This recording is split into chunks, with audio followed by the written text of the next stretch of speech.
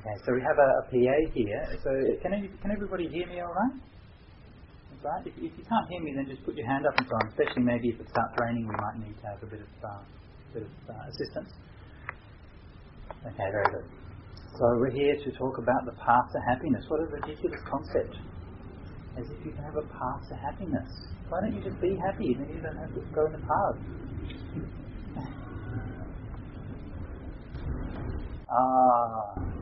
All striving and striving to be happy. You know, in the American Declaration of Independence, they say that we all have the innate right to three things: life, liberty, and the pursuit of happiness. Right? You notice what's a bit unusual there. We have the right to life, we have a right to liberty, but we don't have a right to happiness.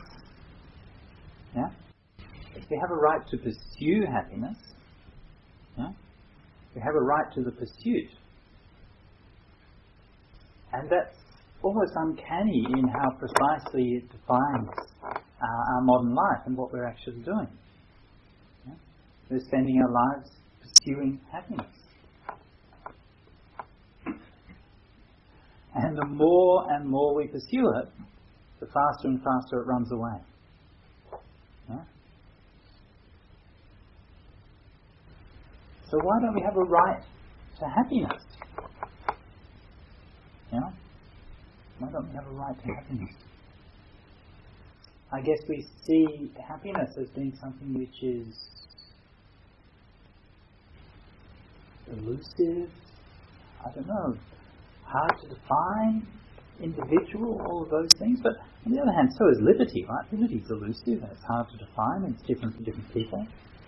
So I don't know why we don't think that we have a right to be happy in the same way that we have a right to live. In any case, the pursuit of happiness. And of course what the great lesson that we come from spiritual practice is that we only really find happiness when we stop pursuing it. And that's what takes the courage. Right? That's what takes the courage. From a Buddhist point of view, the way that the Buddha described the path of practice, he talked about it as a gradual letting go, a gradual emptying, letting go of all of the stuff that we carry around, the burdens that we carry, and all of the things that cause us suffering. And the more and more that we let go of those things, the more and more that we unburden ourselves, the more and more we experience happiness. And the happiness that we experience in that way is of different kinds. And again, this is one of the things which the Buddha analysed and talked about in very kind of nice ways. Some of the kinds of happiness that we experience are, we feel a happy feeling. This is the most obvious kind of thing, right? Yeah, if you feel some kind of pleasure or pleasant feeling or something like that, you meet an old friend or something like that and you smile and laugh. These kinds of happiness are fairly obvious. Then there's the kind of happiness that comes from doing a good day's work. Right? I mean, if you've got a job or something that you're doing that you think is meaningful and worth doing, and you put a lot of effort into it, and you look back and you think, okay, I got that done. It makes you feel happy. Kind of happiness you get from generosity and kindness is also another form of happiness. And these are all kinds of happiness which you can experience.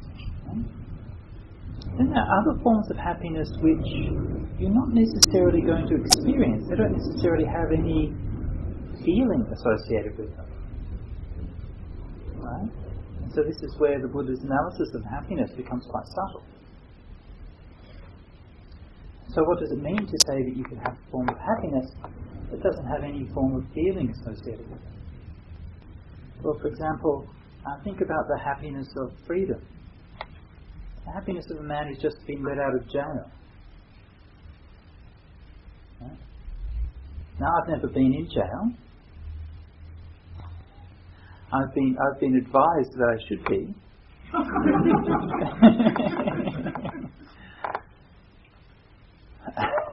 I have friends who went to jail and really enjoyed their meditation and so on while I was there. But I've never actually been to jail yet.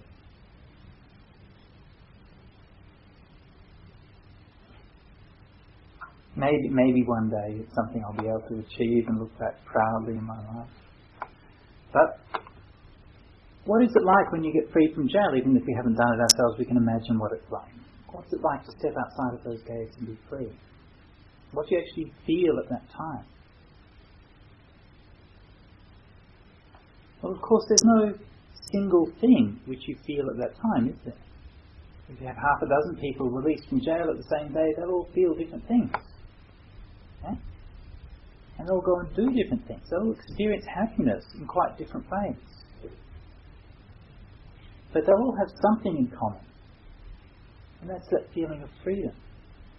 And the feeling of freedom is not something you can define, not something you can pin down. It doesn't have any essence in itself, except for the fact that you're freed from that imprisonment.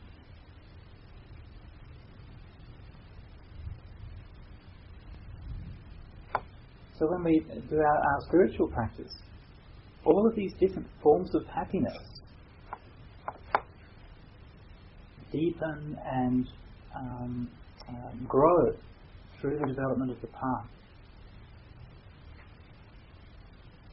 Some things very obvious, some things very subtle. Some things very short-lasting, some things very long-lasting.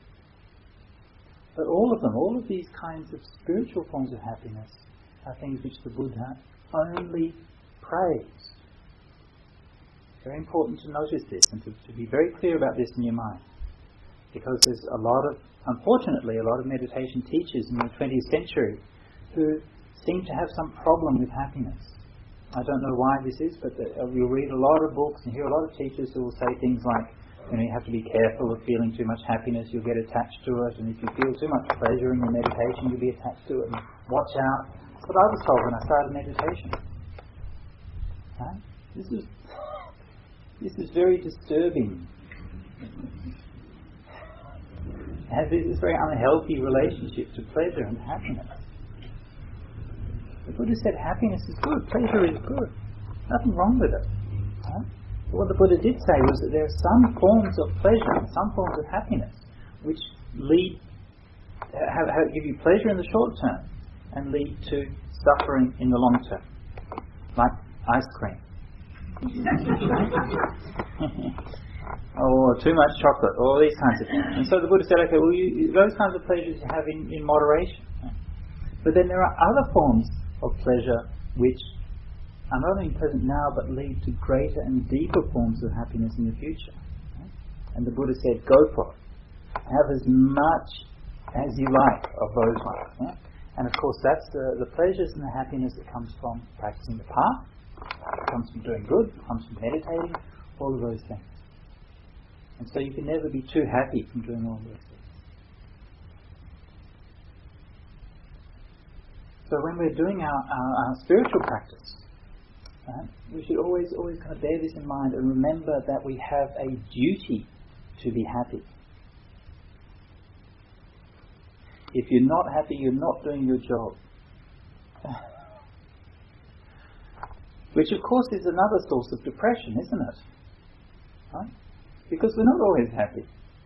And sometimes you can read in these surveys, there was a survey a while ago that said Buddhists are happier than other people, and you're like, oh, I'm supposed to be a Buddhist, but I don't feel very happy. What's wrong with me?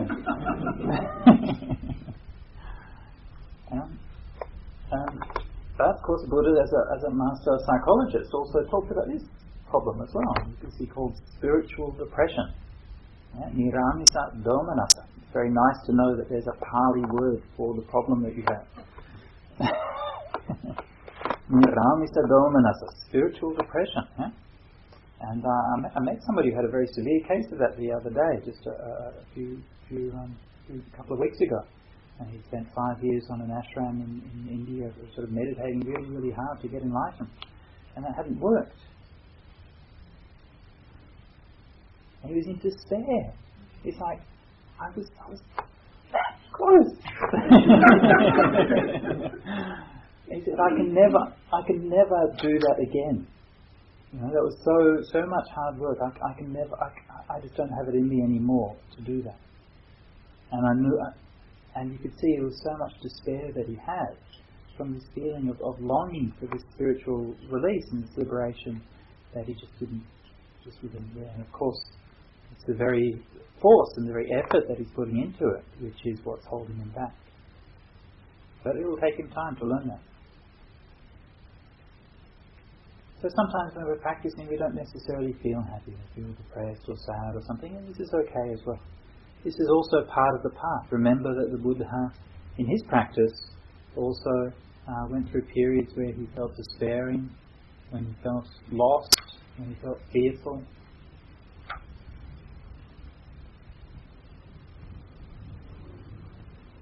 So these things will happen, and we shouldn't worry about it. But it's quite okay to think, well, look, we want to do our spiritual practice. We want to keep on meditating. So we should find a way of meditating that's going to make us happy. Okay? That's what I thought when I started meditating. I did all these different kinds of meditation. And, like breath meditation, and I'd do that, and sometimes that was good. And I enjoy the breath meditation, but sometimes it's kind of boring. And sometimes you just sort of sit there, and then an hour later you're like, what was all that about? And then I do this like vipassana meditation, and I've also got had some wonderful meditations through that and learned a lot. But you're also, it's quite hard work. And I do like sort of body contemplations and cemetery contemplations and all of these kinds of things. And then I tried metta meditation, loving kindness meditation. And it's like, it's amazing. It blew my head off. I was like, wow. You can just sit there and do this meditation and you just feel so happy. You feel so happy just straight away. And I know not everybody has that response to doing metta meditation, loving kindness meditation. But some people do. And it is certainly a characteristic of this meditation. The meditation on loving kindness, the Buddha said, Duvatang Chittang Samadhi, it very quickly brings the mind to samadhi, to unification. And that's why, because it's associated with so much pleasure and so much happiness. So if we can do loving kindness meditation, and if we feel that the feeling and sensation of happiness that comes through that, then we can bring the mind to clarity and peace quickly. We can enjoy our meditations every time, and we also set up our mind. And this is very important. We set up our mind to associate meditation with happiness. Right? Now you might think that you're tough. You might think that, I can sit there and sit through pain and do all of these things, but you're not. Willpower is not going to get you enlightened. Right? You'll never determine your way to getting enlightened. The mind just doesn't work that way. The mind works by, if you look at how the mind works, it's always responding to pleasure and pain, stimulus and drawing away. And if you give something to the mind that draws the mind along, that draws the mind in with this feeling of pleasure and happiness, then you'll want to keep on doing it. You'll want to come back to your meditation. You'll feel reluctant to finish your meditation. You'll feel happy to go into it. And whenever you try even other forms of meditation, you'll also be able to bring that feeling of happiness and pleasure into those meditations quite easily, because your mind is trained to see that perception. So this is the practice of loving kindness meditation, which I'm going to talk about this evening. And we'll do some guided meditation in just a minute, and I'll just explain briefly about how this meditation goes. So when we come to meditate, we meditate by making the intention and the direction of loving kindness very clear in our minds. Okay? And we do that by using words. Right? And so conventionally the words we use in Buddhism is, may I be happy. Don't worry about the words. People always say, can I do this? Can I use other words? Can I do this? Can I do that? I'm not here to tell you what to do, alright? Do what you like. You have my permission to sit there and do anything in your meditation. I'm just giving you some things which have proven useful, that's all. And so you can try them if you like. We start with may I be happy, and then we wish may various other people be happy, and finally we end up may all sentient beings be happy. So the ultimate expansion, the breadth of loving kindness is for all sentient beings to be happy. But to get there we have to start with where we're at. If we begin by saying may all sentient beings be happy, then it's very nice. But it can be a form of what they call something called spiritual elevationism or spiritual bypassing. And what happens is that you can have this concept, this idea in your mind of all sentient beings, and it's a very wonderful idea, and you can wish may all sentient beings be happy, and it's all wonderful. But can you wish yourself to be happy? Oh no, I couldn't do that. What about the person that I love most in the world? Can I wish them to be happy? Oh, that's really hard. Yeah. And my next door neighbour, I can't wish, but I can wish all beings be happy. Yeah. Yeah. So there's something going wrong there. We're kind of in denial. Okay. So what we do when we're doing the metta meditation, loving kindness meditation, we start very gradually. We start close to home. And when we're very comfortable and feel abundant and full with doing that meditation, little bit by little bit, we start to extend that outwards.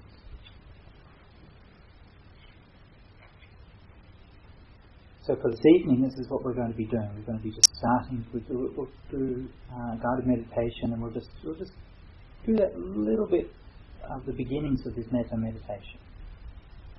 So what do I mean when I'm talking about metta or loving kindness?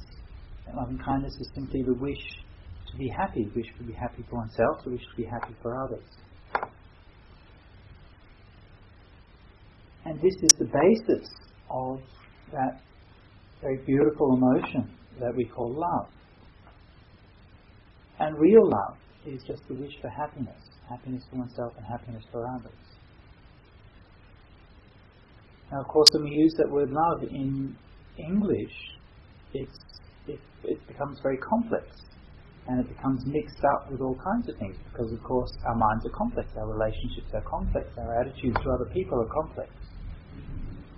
And so usually we find it's the ones that we love the most are also the ones that we hate the most. Right?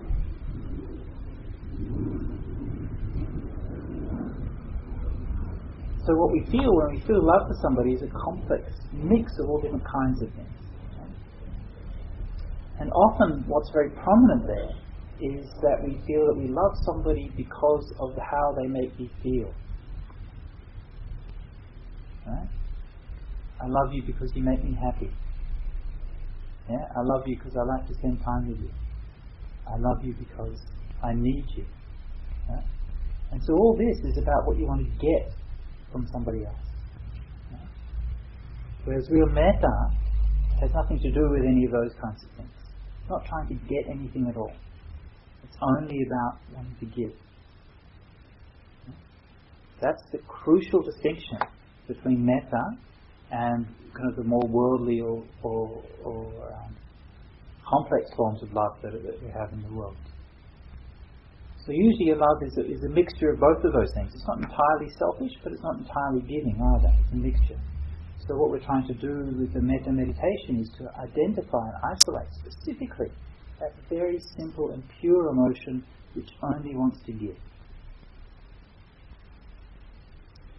And this is why the Buddha gave the simile that the metta is like the love of a mother for her only child.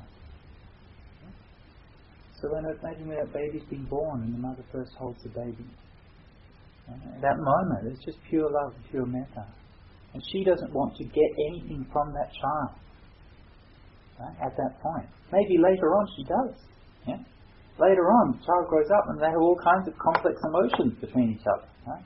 But just at that moment, it's very simple and very pure. It's very primal. Metta, loving kindness, is an extremely primal emotion. Right? And I say something's primal, it doesn't necessarily mean it's kind of bestial or vicious or anything like that, but it's primal. It's that which is the force that brings together. You see it in the animal world all the time.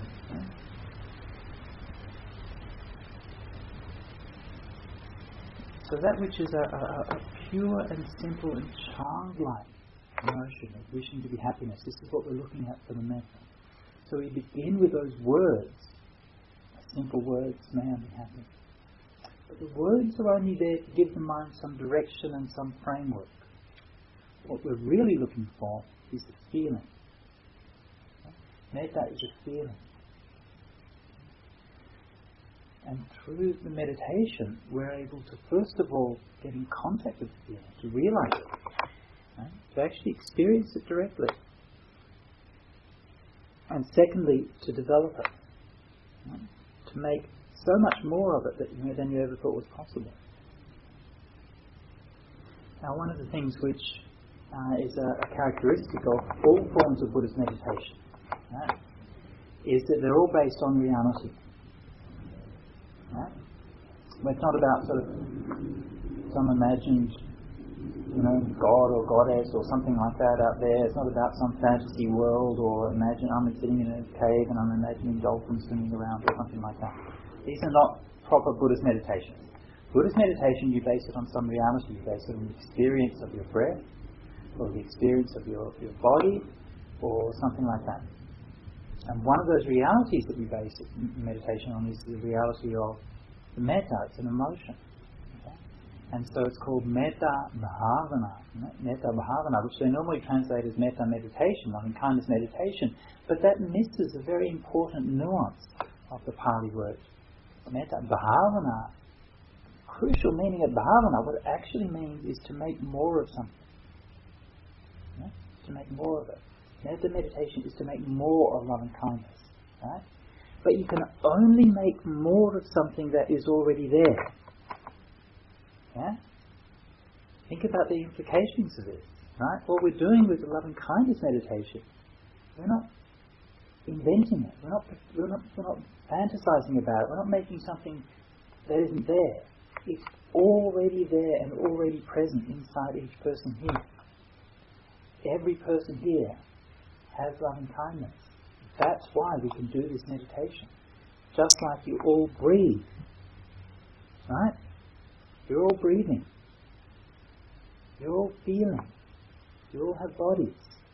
This is why these realities are what the meditation is based on. In the same way, we base meditation on loving kindness based on the fact that we all experience loving kindness. Maybe we can't see it, maybe we don't know it, maybe it gets lost, maybe we're confused, maybe we get disconnected from it, maybe it gets covered up with so many other things and we've forgotten what it's like. But it's there. It's still there. So what we do in the meditation, we're not trying to force it, we're not trying to make it calm or anything like that. Just be very, very patient. And you just sit there. Endless patience, endless acceptance of whatever happens. We sit there, we do the meditation, may I be happy, and so on, and you just sit there and wait. And patiently you wait. And you look and you watch. And one day, it will be there. And you'll see it.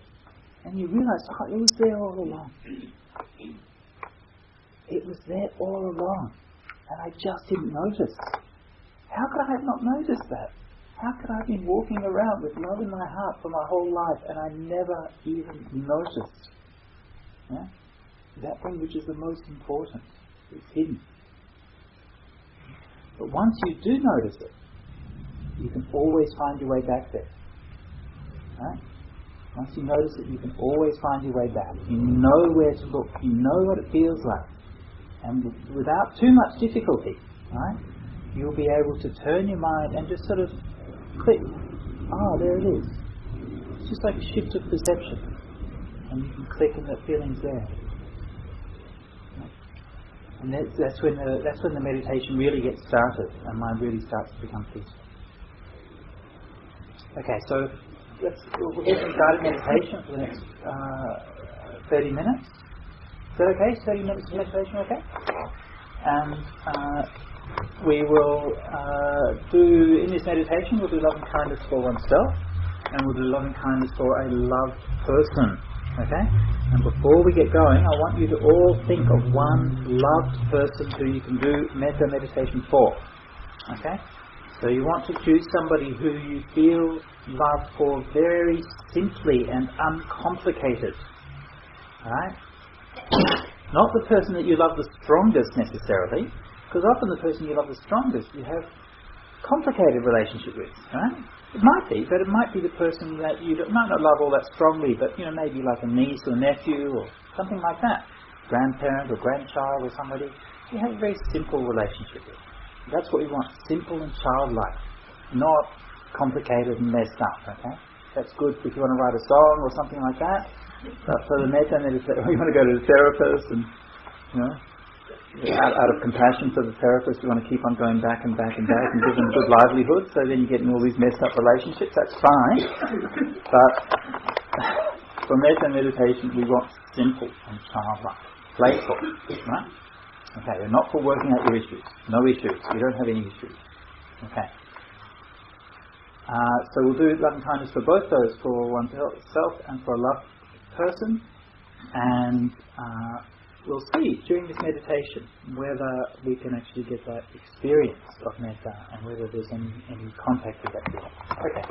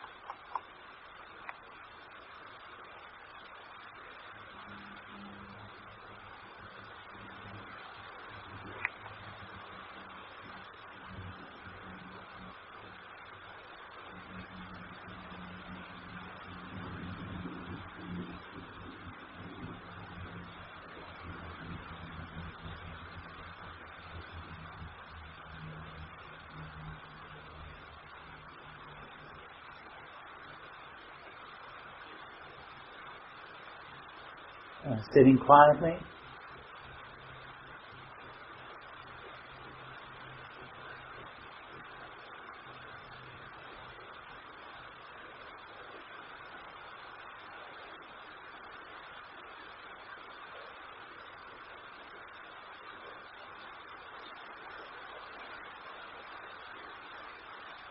Let the mind settle back inside the body.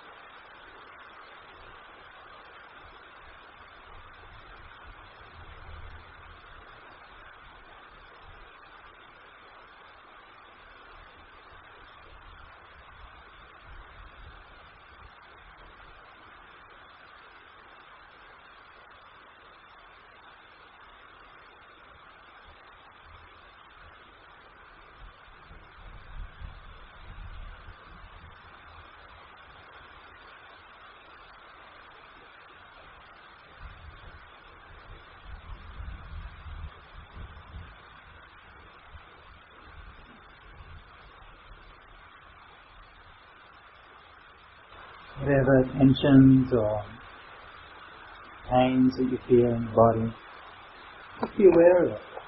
Oh, okay, that's how that feels like.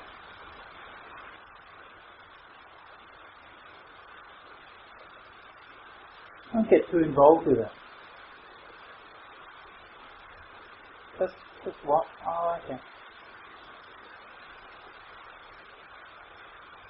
Get a good sense of how your body feels when it's sitting peaceful and still, right here, right now.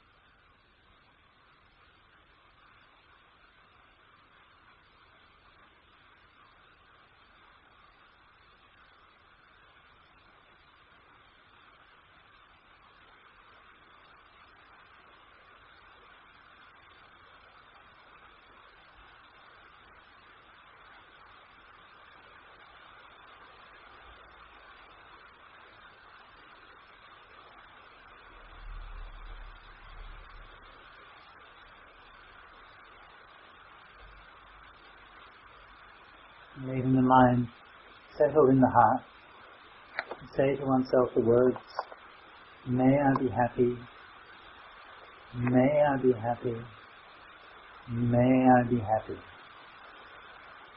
Repeating those words again and again and again.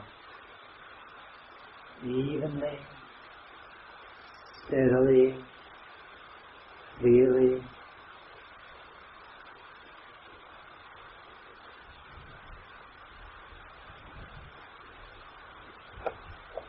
Making a solid and dependable foundation for the mind.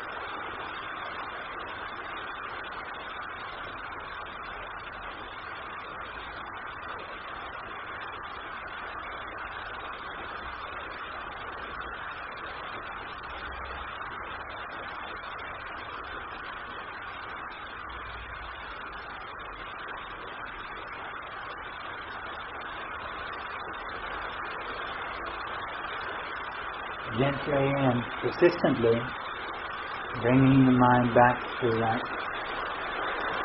wholesome wish for one's own true happiness.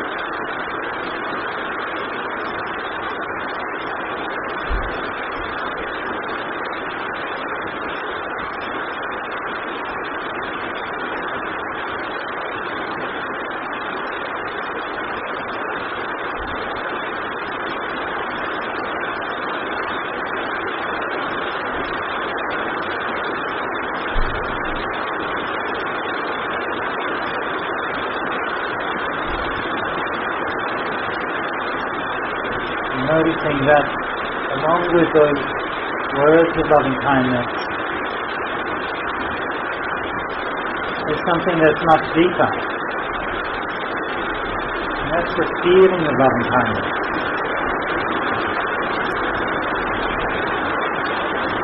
Very soft, gentle feeling.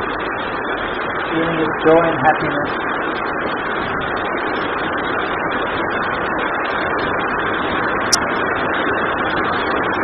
When you notice that feeling, gently hold that in your mind, keeping it close, keeping it safe.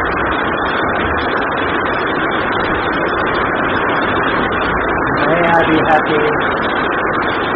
May I be happy. May I be happy.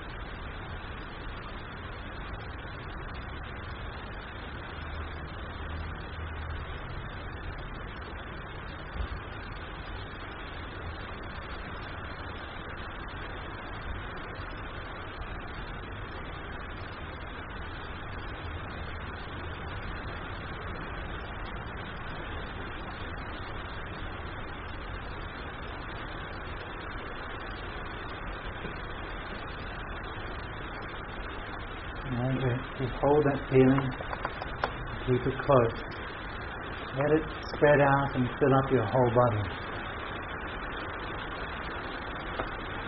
Until every part of your body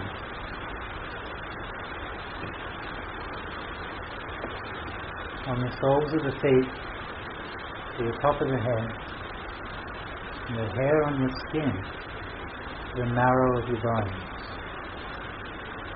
You soak and steep through the beautiful, joyful, loving kindness.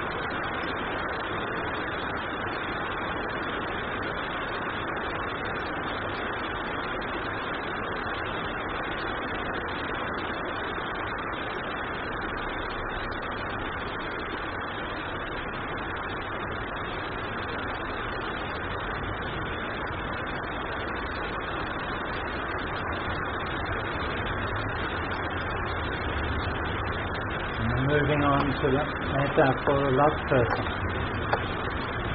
Keeping the mind just as it is, centered and grounded down inside your body. And bring in the name of that loved person. May that loved one be happy. May that loved one be happy. May that loved one be happy. Easily, evenly, steadily, keeping loving kindness for that loved one just the same as it was for oneself. May that loved one be happy. May that loved one be happy. May they be happy. May they be happy.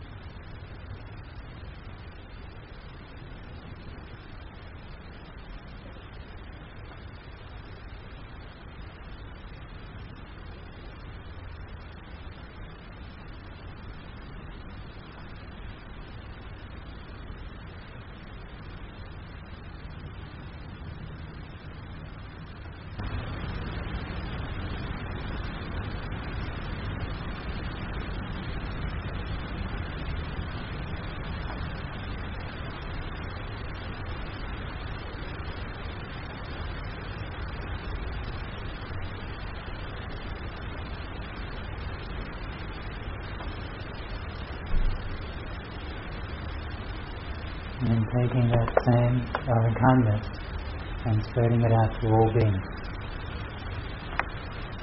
May all beings be happy. May all beings be happy. May all beings be happy. Radiating out, spreading out, right across the whole world. May all beings be happy.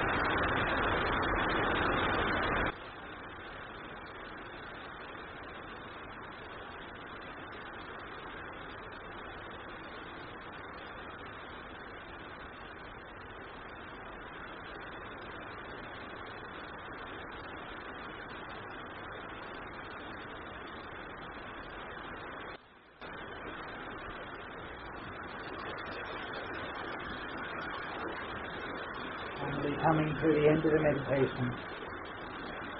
From the loved one, come back to, from all beings, come back to the loved one. May the loved one be happy. May they be happy. May they be happy. And to oneself, may I be happy. May I be happy. May I be happy. And letting the words of metta go. Letting the feeling of metta fade away and allowing the mind to come back to the neutral space, empty, open and clear.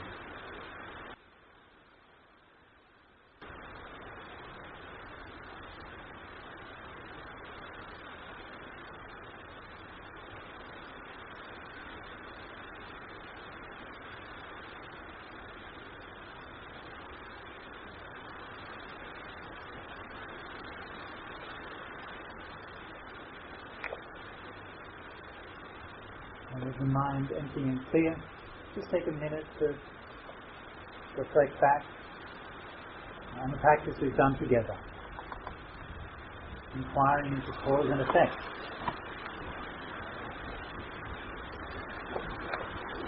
What just happened? How did my mind change?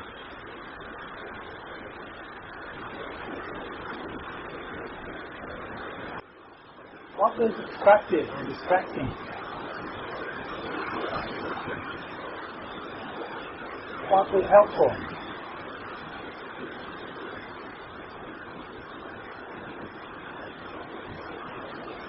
What does my mind feel like now compared to how it was at the start of the meditation?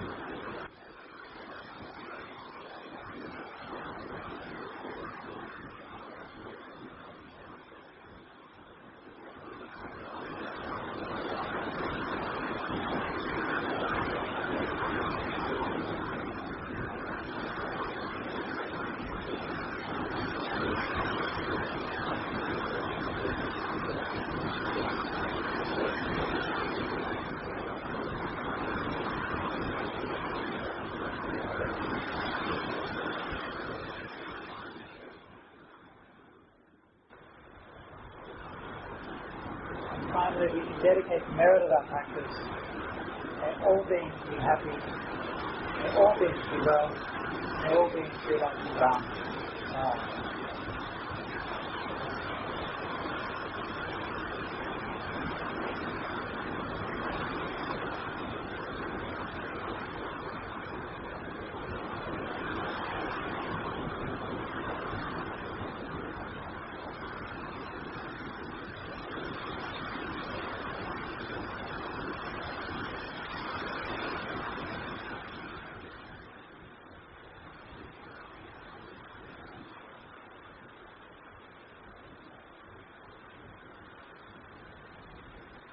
Okay, so let's have a bit of a break, 5 minutes, and then we'll come back to the Bhante.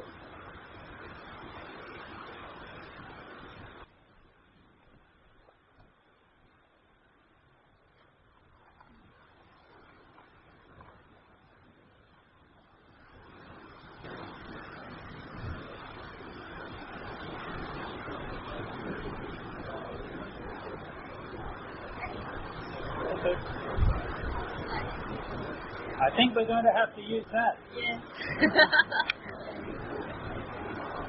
I'll try it. Okay, we'll do.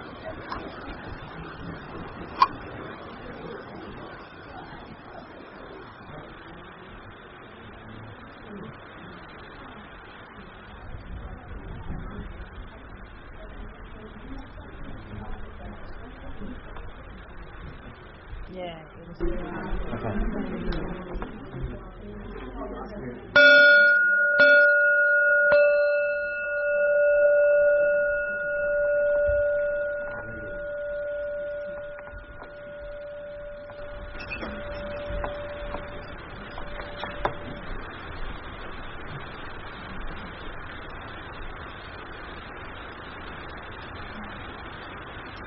Okay, so now I've got a microphone, so obviously the rain will stop.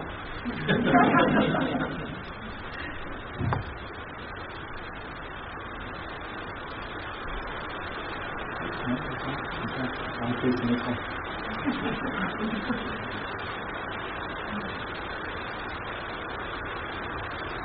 Okay, so far this evening we've talked a little bit, meditated a bit on loving kindness. And I also want to talk a bit about compassion, one of the other things of this evening. And in many ways, compassion is a bit more of a trendy kind of emotion.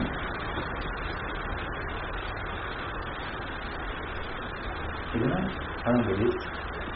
Dalai Lama is all about compassion and these kinds of things. A few years ago, there was a movement started by Karen Armstrong. You know Karen Armstrong? The theologian and writer on the Buddhist thing.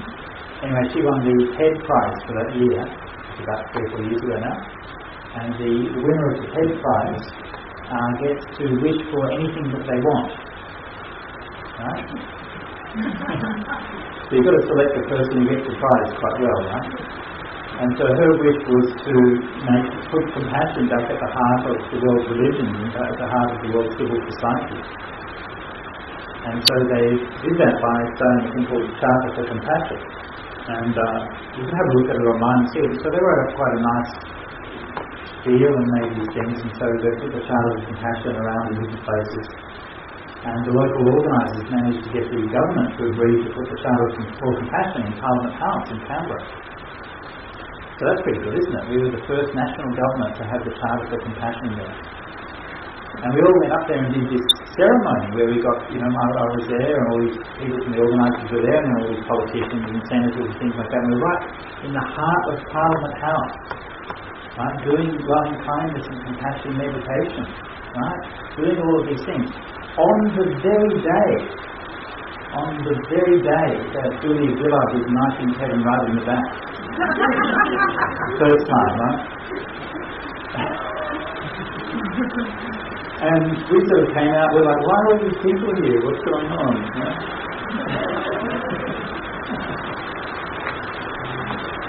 So I don't know whether that was, hopefully that wasn't the cause of any of the problems, but hopefully it might have been alleviated a little bit, but it certainly didn't make everybody act completely compassionately. And this, of course, is one of the problems, isn't it? We can have these ideals, right? And sometimes when we have the ideals which are very pure, the more pure the ideals are, the easier it is to divorce from our reality. Right? Yeah? The more pure the ideals are, the easier they are to divorce from our reality. So it's sometimes better to have slightly dirty ideals. Right? Slightly compromised ideals, slightly kind of lower our expectations. Not hope for too much out of the world, because the world is likely to disappoint you. I did a study once, one of the great stories in the Bible about compassion, of course, is the story of the Good Samaritan. And of course, you know the story where the man who fell in with thieves was beaten up and was lying on the side of the road, and all these different people walked past him and ignored him, and only the Good Samaritan stopped and helped him.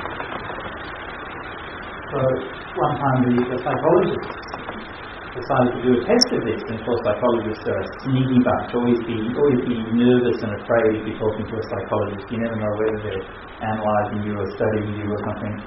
Anyway,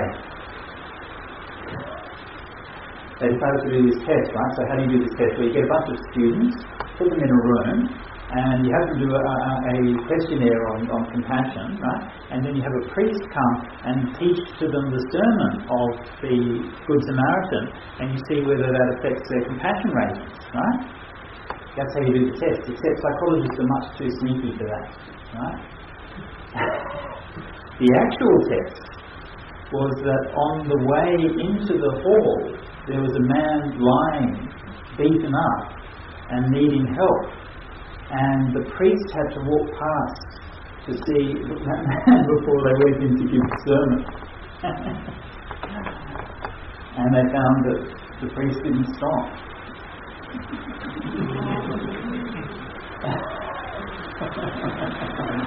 I'm in too much of a hurry to give my talk about compassion and to tell everybody about how they should stop and help the wounded, but I won't actually do it myself.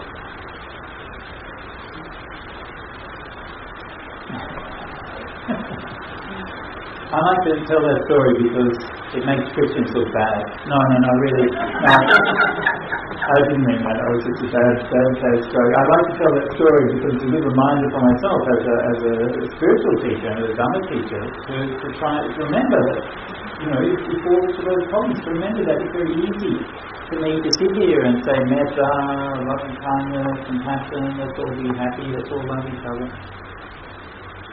Yeah? But how does it actually work? How does it actually connect with our lives? When we talk about compassion, of course, to distinguish between these things is somewhat of a academic exercise, really. I mean, we just have different emotions and so on. But technically, the difference in Buddhism between loving kindness and compassion is that loving kindness is much more unsullied. Right? Loving kindness is very simple and bright. It only knows about happiness, and loving kindness hasn't got wisdom. Right? I mean, loving kindness can go with wisdom and can grow and so on, but loving kindness itself doesn't have any wisdom. Then think of that idea, the love of the mother for her child, right? It's not based on understanding the child or anything like that. It's just love. All the understanding and so on comes later. So it can support wisdom, it can help you grow wisdom and so on, but loving kindness itself doesn't need any wisdom. Compassion, on the other hand, is also based on wisdom. Right?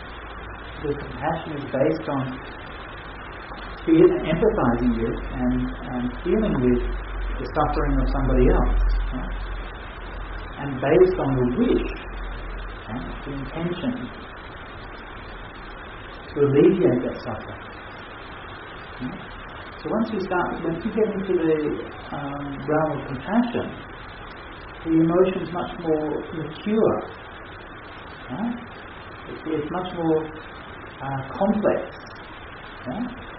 And compassion is, for that reason, compassion is both more powerful, ultimately, more powerful, richer, more profound emotion. Right? But also one that we have to be a little bit more careful about. With loving kindness, it's I think pretty much impossible to have any downside here. And then there's always a downside to things, but pretty much impossible. With compassion, it's quite easy to tip over into a sense of over-identification. Yeah? So you feel for somebody's suffering too much, and instead of being there to help alleviate and relieve it, you get dragged down into it. Yeah? Instead of pulling someone out of the water, you jump in and then you realise, oh, I can't swim. Right? This is important to remember. And this is not just a theoretical problem. Right? This is a very real problem, which in fact I would say affects most people. And most people who try to act compassionately. If you work in any activist organisation, volunteer organisation and so on, they'll always talk about activist burnout. Right? It happens everywhere. People come along, they're very enthusiastic, they want to work for the cause. Usually about 2 years, they sort of go on that initial enthusiasm, and after a while, we don't see them around anymore. Right? It's just too much. Right? It's just too much.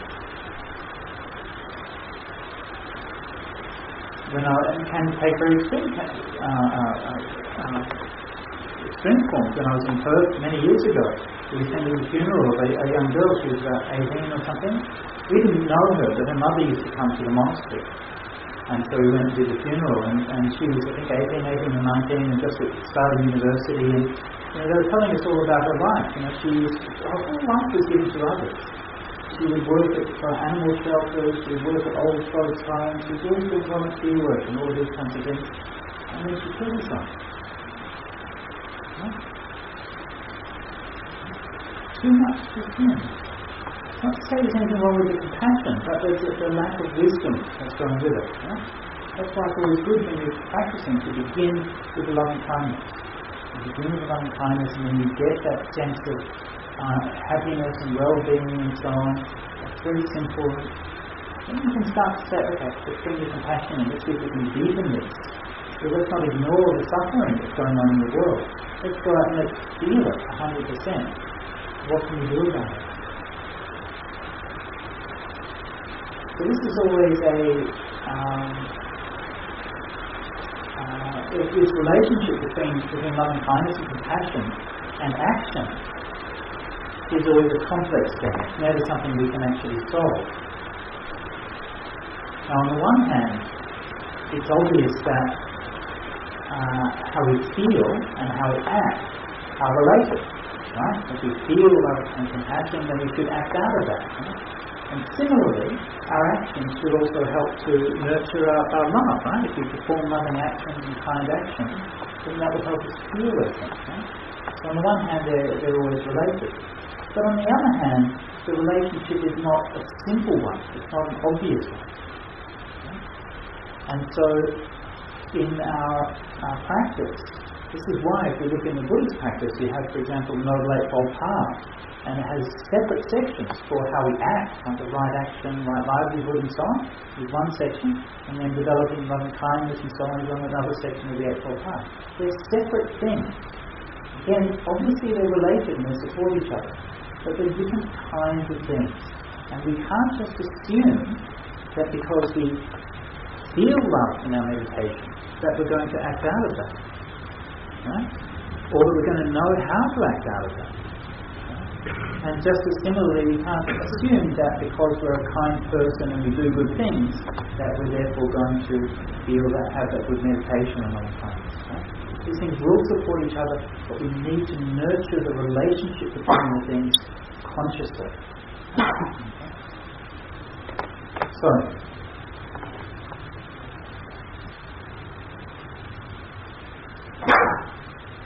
if we begin with the simplest things and how we live our life and so on and so forth, the choices that we make, how we talk to people, how we interact, and all of these things. If we're coming from a point of view of loving kindness, then we're always coming from a point of view of what more can I give? How can I help this person? How can I try to alleviate suffering? There's very beautiful descriptions in the Buddhist sutras about how monks, it's like an ideal vision of how monks can live together in a monastery. And it says that they look upon each other with kindly eyes, the eyes of metta, blending like milk and water. And whenever it arises in their minds to think, what would I like to do, or how would I like this to be, then I think, why don't I put aside what I would like and do what these other animals would like? And that's how you live with loving kindness. So it's a reflective process. It doesn't just automatically happen, right? But it's a reflective process. You understand what the metta is, you understand what the compassion is, and each time we make those choices, we reflect on it and we ask, what is the best way that we can act out of love and compassion?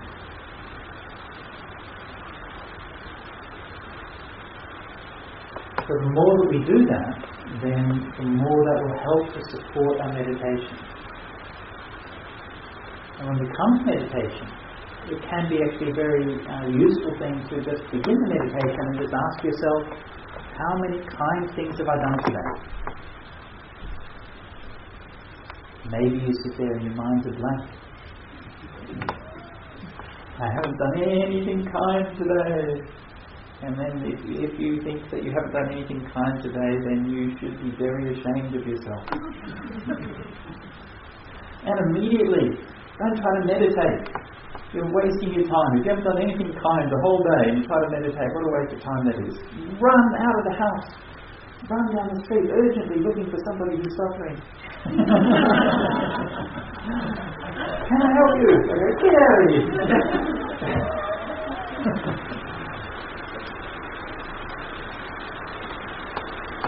So you ask yourself that at the end of the day, has my day been rich and full with kindness? Right? That's the kind of life you should aspire to. How many things have you done for somebody else? Right?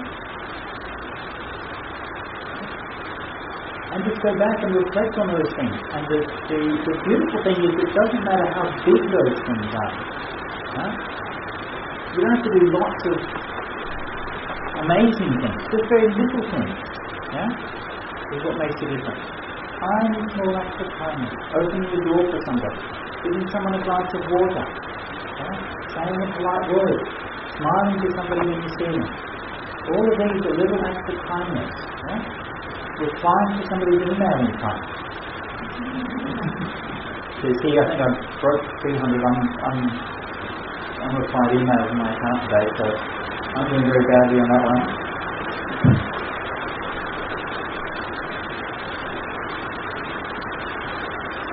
So we think about all of those things, and think the more and more that we fill our life with those things, and the more that will enrich and support our meditation. So when you come to do the meditation itself, what we're doing in the meditation is something which is happening at another level. It's happening at a much more refined level. Okay? Don't try to take the meditation and just do metta to everybody when you're walking down the street and this kind of thing. I don't think that you can just, I'm feeling this good feeling in some kind of meditation, and then I reach the end and say, I'm just going to keep this going now, and I'll beam at everybody, and I'll like blast them with loving kindness. Maybe you'll be happy. You walk down the street with this big grin on your face, and No, this is just being silly. Meditation is meditation. It's very, very important.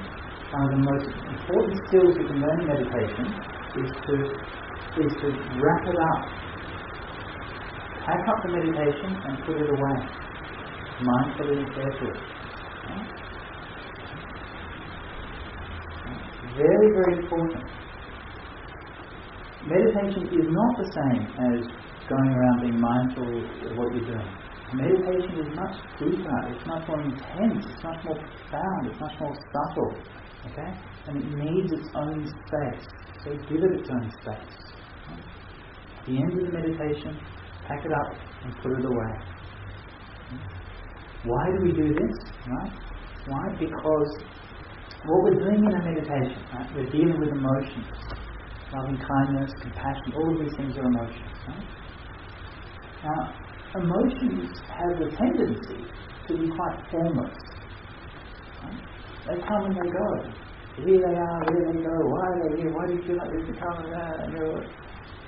And we're trying to do in meditation is to develop them consciously so that we can say, okay, now we'll feel this period of metta and we'll bring it to an end. So we're developing a much more conscious relationship to our emotions. But in order to do that, we have to be able to give ourselves the permission to feel anything that we want. Right? This is how emotions work. If you try to control it, if you try to say, I'm going to be like this and not be like that, they'll just rebel. And when you go through the meditation, because our mind is full of delusion and confusion of all kinds of things, so many different kinds of things will happen to you while you're doing your meditation. You won't just sit there and just be peaceful and happy every time you sit and meditate. Okay? Well, maybe you will, but if you are, I'm very jealous of you. Okay? People like that are very annoying. No. Most people, meditation is kind of a mess, right? You sit there and you do all different kinds of stuff, right? And that's okay. You have to have permission to tell us you can feel anything you like. Right? Because there are boundaries on it. And if you start crying or start screaming or you feel all these things or you shiver or you shake or all kinds of things can happen, it's okay. Or if you don't feel anything at all, that's okay too. You sit there with nothing. I'm supposed to be doing metta meditation and my mind is this wasteland. It's like I feel like the curiosity going over the surface of Mars. There's nothing but dust everywhere, and I'm hoping that sometime in the far distant past there's been a drop of moisture somewhere. And sometimes it feels like that, and that's okay too. Yeah? Because at the end of the meditation, it's going to be packed up and be put away. Right? And if you know that and understand that and give yourself the confidence of that by consciously bringing the meditation to an end every time, like I showed when we did the guided meditation, every time we come back to the beginning of the meditation, put it away, leave it down, then we come out of meditation, we go on and we do our thing. We don't try to bring it to meditation and apply it in that way into everything we're doing. We can if you're an expert, right? But we're not experts, we're just trying, we're just learning. So these are two distinct things. Right? They will support each other and they help each other, and we apply them consciously. We bring them and reflect on them and see how they can help each other. Right? But they're not the same thing. They're distinct. What we're doing in our meditation, what we're doing outside of meditation. So insofar as doing the actual practice of loving kindness meditation, of course, there are many different approaches, many different methods. Now, I've taught the method of doing loving kindness, and explained a little bit about why I sort of primarily teach loving kindness rather than teaching compassion. I think loving kindness is much more universally beneficial. Compassion, I think we have to be a bit careful about it. But in any case, if you can easily sort of adapt the method to compassion or different kinds of things. That's not a problem if you feel like doing that. And if you want to try other methods and so on, methods are not important. But if you're going to try a particular method, just Just give it a good shot, that's all. Just sort of, really try to understand it, try to apply it, and then see how it works. But if it doesn't work for you, that's okay. The Buddha taught so many different kinds of meditation. Right? In the Theravadan tradition, they classically say that there are 40 different kinds of meditation that the Buddha taught. And that's only the tranquility meditation, the samatha meditation. And there's the vipassana, wisdom meditation, which is another whole ballgame. In fact, there's many more than that. So there's so many different kinds of ways of practicing, and all of them are good, all of them will help you to overcome suffering and lead towards happiness, and that's all that matters. Okay, so don't get hung up on, this teacher's right, or that teacher's right, or this mentor's right, or that mentor's right. All that we're doing when we're teaching meditation is giving you some tips, some hints, some guidelines that's been useful in the past. That's all. Take them off, see how it goes. If it doesn't work, don't worry about it, try something else. Yeah? And don't despair. So we do love to find meditation. We just be patient, little bit by little bit by little bit. Yeah?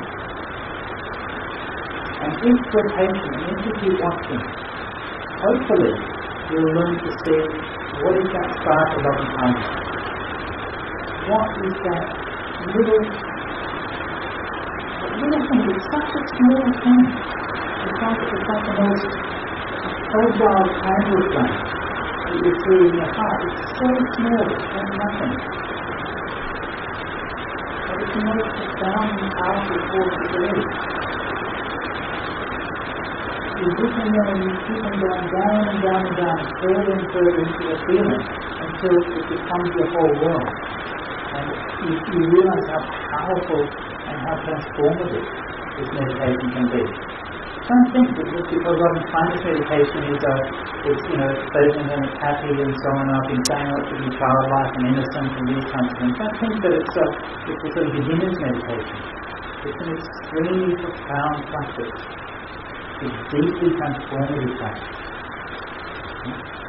And it's deeply transformative precisely because it gets us in touch with one of those fundamental qualities of our mind, the quality of loving kindness.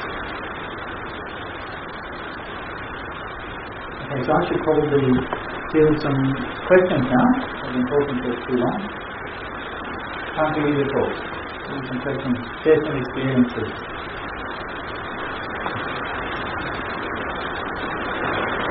Okay, so I'll just repeat the question because it's a bit hard to hear. I think I caught it, but just to check, you were asking whether the idea of wrapping the meditation up only applies in metta or whether it applies in mindfulness meditation and other practices as well. It should apply in every meditation.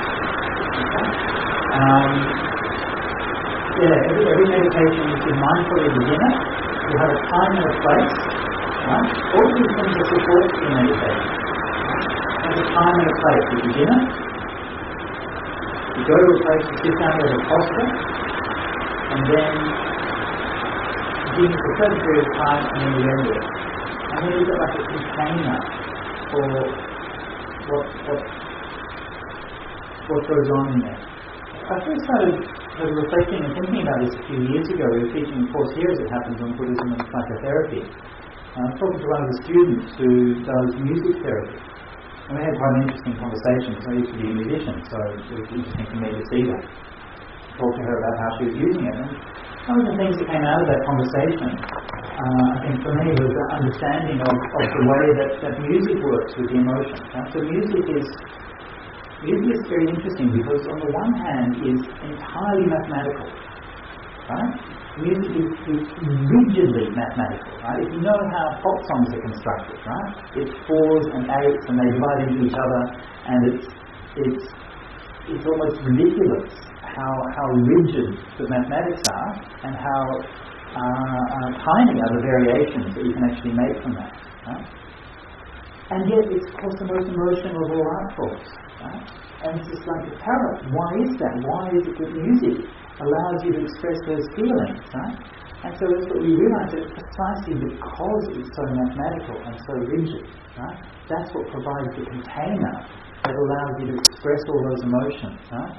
While knowing that there's a sense of order all around it. And that's why people can get up on karaoke night and saying, "No, I will always love you," or these kinds of things, which you would never do in public, right? Unless it's in a song.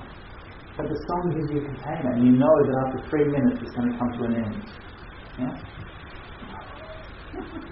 Yeah? And it's got those boundaries and that magical structure. So the same thing I think applies in meditation. It's the very fact that it has the container which gives you the limits, that gives you a feeling of safety, so that anything can happen within that meditation. And then whatever happens, it can. So does the role of the teachers say that you can actually do bring meditation into your daily life, like you sort of train and do meditation? So how does it go? Well, you can, but if you're going to meditate on a train, that's fine. But again, the same principle would apply. If you're sitting on a train, you consciously begin the meditation, and then you consciously end before you get up or whatever. Okay? And so just remember to keep those containers around. But you're not going to be able to meditate as deeply on a train as you meditate at home or you meditate in a meditation centre, right? And if you start crying, for example, how many people who have meditated on a train started crying? Well, maybe some have, but it's not very likely, is it? Yeah? But anybody who's done any kind of deep meditation will know that sometimes you cry. Yeah? It happens. All kinds of things can happen. Yeah? So just understand that's it's not a substitute. I'm cautious about it because I think sometimes people can take these things as a substitute for the real thing. That's not to say they're bad. It's a good thing to do, but it's not a substitute for the real thing.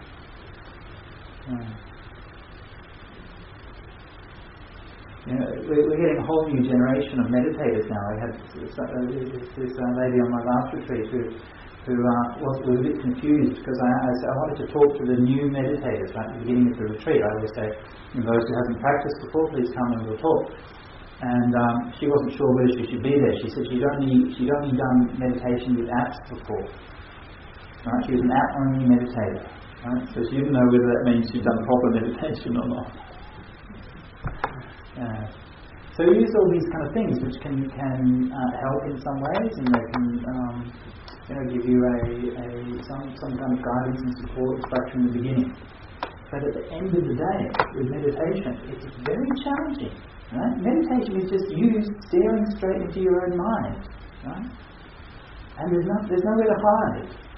Yeah? And all of the conceits and all of the ideas and all of the labels and the names and the concepts and the status and all of those things that we normally use to insulate ourselves and protect ourselves and develop that sense of self, all of those things fall away bit by bit by bit. And then you're just looking at your own mind and there's no excuses. And you can't blame anybody.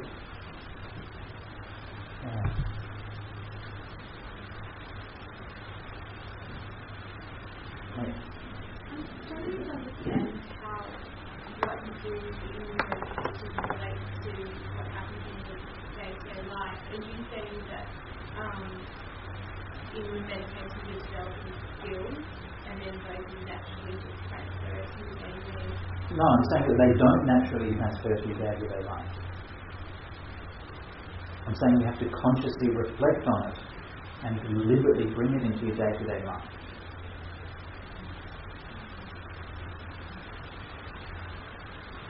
Okay, let me give you some examples. This is never meditation. You have a crap meditation. Right? Yeah? What does that mean? Well, you come out of the meditation, you're in a bad mood and stuff like that. You're walking along the road, you meet somebody who you know and they give you a cheery smile and say hello. Right? How do you respond to that? Right? Well, you could respond to that by saying, get out of here. Right? Or you could respond to that by saying, oh, no, I've got some happiness. Right? I've been feeling so down and now this person is here and I feel so happy to be with them. Right? And the very fact that you felt sad and depressed after doing a bad meditation means you feel even more relief and joy to meet that person. Yeah? So what you do in your meditation doesn't determine what happens when you meet that person. Right? It might influence it, but it depends on what you do when you meet that person. Right? And similarly, maybe you have a great meditation. You sit there and feeling, so much metta for all single things, may they all be happy. Right? What happens then? Right? You go down to the shop. Yeah? and the person who's serving at the restaurant is like really obnoxious to you, right? So what do? Yeah? I'm a great metta meditator. I'm going to blast them with metta, and then they'll give me what I want, right?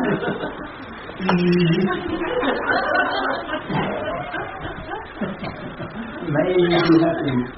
Yeah? Again, that's your kind of choice, right? And of course, a real, right, that's one way of reacting. Or you could be in that same situation, and then thinking, that person must be suffering. Yeah? So the fact that they're lashing out at me or being obnoxious to me means they must have suffering in their heart. So why don't I act in a way that's at least not going to increase their suffering? Right? So then you bring some wisdom and genuine compassion to it. Again, what you've done in meditation will influence those things, right? But it's not going to determine them. And how you act in those circumstances depends on what you do at that time. It doesn't depend on what you've done in your meditation. Does that make sense? Yeah, but I also feel that when if I feel like my well, it's easier to control outside. Again, I'm not saying that they're completely independent. I'm really saying that they're different kinds of things. Okay? There can well be used the phrase relatively independent.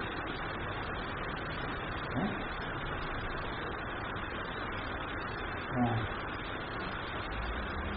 Relatively independent. These separate factors of the Eightfold Path that need to be developed. It's very important. This is I think a major form of Buddhist kind of emotional denialism. Right? We avoid practicing the Eightfold Path by pretending we're practicing another part of the Eightfold Path. Right? So if you're in a situation where you're getting in a conflict with somebody and a misunderstanding with them, well actually the part of the Eightfold Path you need to be practicing is right speech. Okay? But instead you just shut up and I'll just wish them to be happy and so on. And then I've got to get out of that to actually have that difficult conversation with them. You know? Yeah? So we need to do what's actually relevant at that time, and not try to use meditation as a kind of cover-up for all the other problems and issues that we have.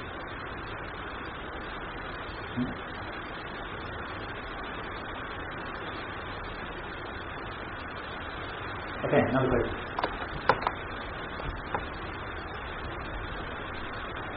Previous question, but when you mentioned that Buddhism and meditation is always based on real things like breath and body, and then when you mentioned love and kindness, I saw making me feel happy. I have that in me. Okay. But then it's a start out, and then you say that the meditation and the action, so they are connected, but also have been separated.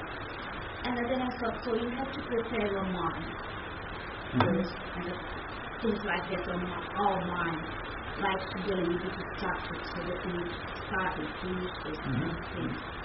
And then to be able to act in that way.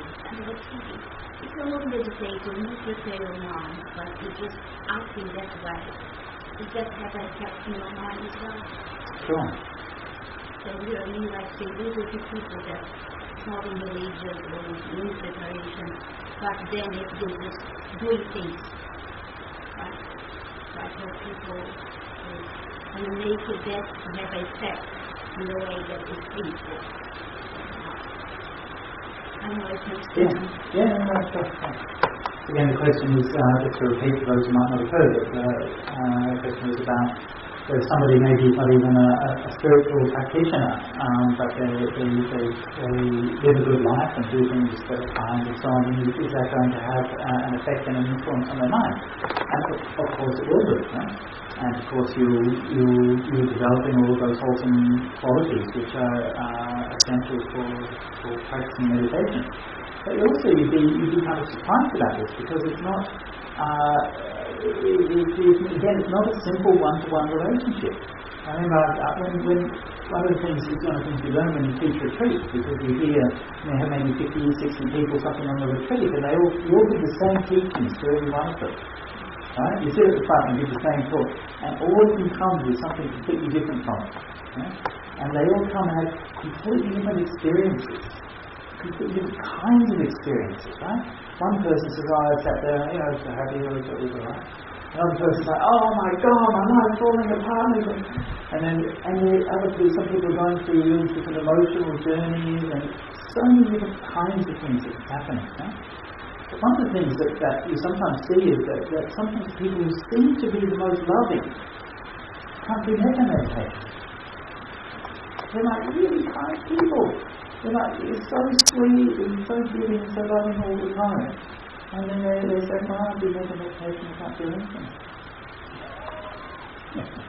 Again, it's not to say that these things don't influence each other, but to say that the connection is not obvious, it's not simple. Right? They can affect each other in all different kinds of ways. Right? So in that kind of case, if somebody is genuinely very loving, you can see that through their actions and their speech, right? And they're a very kind person, then maybe the metta meditation isn't going all that, they don't feel any metta in the metta meditation. But surely it's there. Yeah? So surely after some time or with some patience or something like that, you know that they'll be able to find it. Yeah? And it will develop well when they can. But maybe there's some other issue there, maybe there's some perception or something that's not allowing them to develop that. So it really is quite amazing the different things that people go through on the retreat. Some people sitting there having such good meditation the whole time, and then other people sitting there, and one retreat I gave recently, one of the fellows on the retreat was a cop. And he was specifically a cop in it was like, I don't know what they call it, it's like like a SWAT team or something like that. Basically, he was one of the guys who had to go into the most dangerous situations. And their whole training was to say, when everybody else goes away, you go forward. Right? And he's just sitting there absolutely hyper-vigilant in his meditation, right? Everybody else is trying to say, be awake, be aware, and so on. For him, like saying, go to sleep, right? He's just sitting there. Slightest noise, he's ready to leap up. Yeah? And so all of those conditioning affect us all in so many different ways. Yeah. Okay, other bit. I just missed the beginning. Where do you practice? Where's your retreat? Where do I practice? Yeah, like where's your retreat? Kind of around the place. I'm downstairs at the moment. I theoretically stay at Camperdown Monastery in Perth with Lving, but I've only been there for about 2 weeks in the last 6 months. So that's a fairly abstract concept of residence at the moment. I've been travelling a lot, what can I say? I don't have a fixed abode as such, but most of the time when I'm staying in a monastery these days, I'm in Perth with Lving. But for 10 years I was at Santi Monastery in Bundanoon, but now that's a nuns community, so I still go down and visit sometimes. But,